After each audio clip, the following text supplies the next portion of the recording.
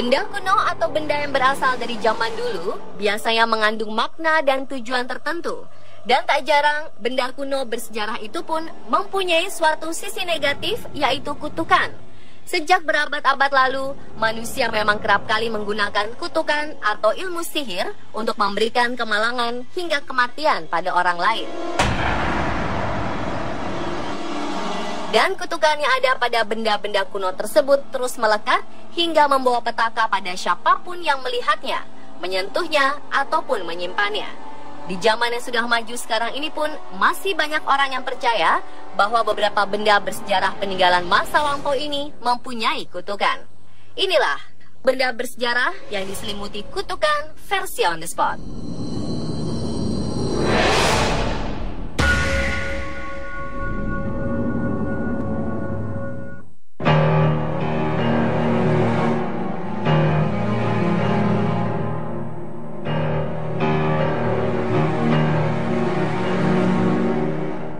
Of Thoth adalah suatu buku yang dikatakan mengandung mantra-mantra yang sangat kuat yang muncul di cerita Mesir kuno pada periode Ptolemaic.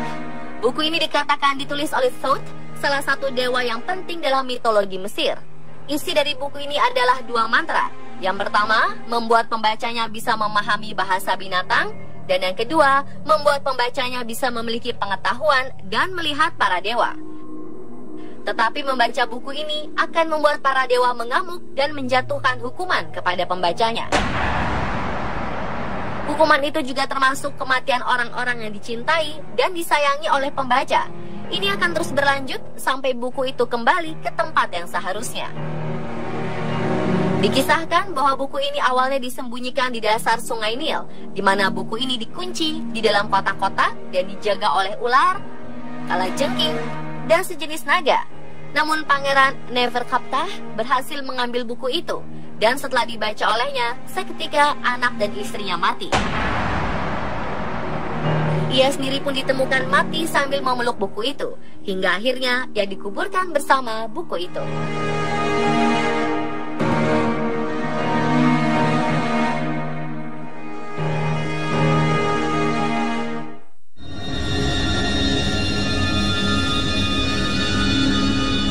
Glory adalah sebuah objek kutukan yang merupakan hasil dari sihir hitam. Menurut cerita, dikatakan bahwa Hand of Glory ini diciptakan dari sebuah tangan jenazah manusia.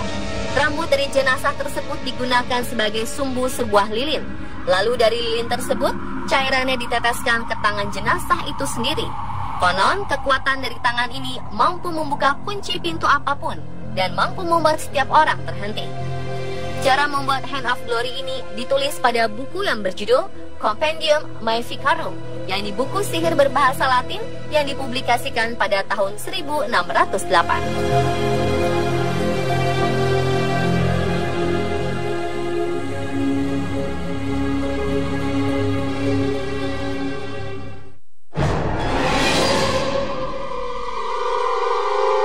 Berikutnya ada dua prasasti, yaitu prasasti Sangguran dan prasasti Pucangan yang berasal dari Indonesia. Kedua prasasti ini oleh Raffles diserahkan kepada Lord Minto. Prasasti Sangguran ini disimpan oleh pewaris keluarga Lord Minto di Skotlandia. Sudah berbagai cara dilakukan pemerintah demi membawa pulang prasasti itu kembali ke tanah air. Namun hingga kini prasasti itu belum juga berhasil. Menurut Peter Carey, sejarawan asal Inggris, prasasti itu mengandung kutukan yang mengerikan. Prasasti yang berisi penetapan desa Sangguran sebagai sima atau tanah perdikan itu dilarang untuk dipindahkan dari tempatnya semula. Jika itu dilakukan, kutukan akan menghujani pelaku. Dan ternyata mereka yang terlibat dalam pemindahan prasasti itu pun ketiban sial. Lord Minto sendiri setelah menerima batu itu dicopot dari jabatannya sebagai gubernur jenderal tanpa alasan jelas. Dia pulang ke Inggris dalam keadaan sakit dan meninggal dalam perjalanan menuju Skotlandia. Hal serupa terjadi pada Raffles. Dia ditarik pulang ke Inggris. Lalu pada 1818 kembali ke India dan kembali dipulangkan pada 1823. Setelahnya dia pun meninggal pada 1826.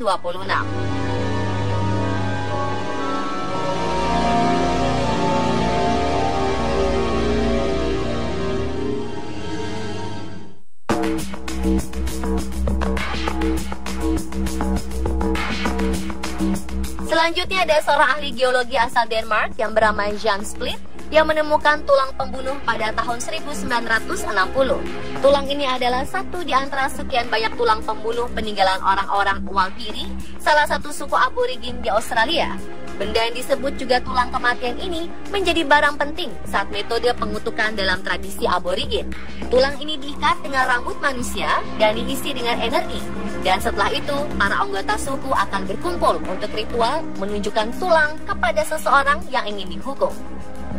Kutukan ini bisa berupa kematian atau penyakit parah. Saat ini, tulang kutukan tersebut disimpan di Museum Esbjerg, Denmark.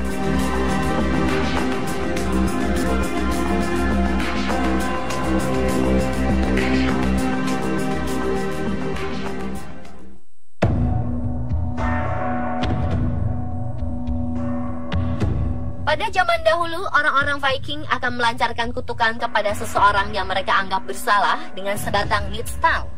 Apa itu nidstang? Nidstang adalah tiang yang digunakan untuk mengutuk musuh dalam tradisi pagan Nordik. Biasanya nidstang terbuat dari tengkorak kuda yang ditancapkan pada sebatang kayu. Esensi dari kutukan ini adalah meminta bantuan alam untuk membalas dendam dengan menghadirkan energi negatif dalam hidup orang yang dituju. Nidstang yang sudah diselimuti kain bertuliskan kutukan atau mantra ditancapkan ke tanah dengan kepala kuda menghadap rumah orang yang dituju. Lalu Dewi Kematian Hel akan dipanggil untuk mengaktifkan kutukan. Walaupun begitu, tujuan dari kutukan ini bukanlah suatu kematian, tapi agar orang yang dituju itu sengsara ataupun hidupnya menjadi tidak tenang. Dan pemirsa, itulah benda bersejarah diselimuti kutukan versi on the spot.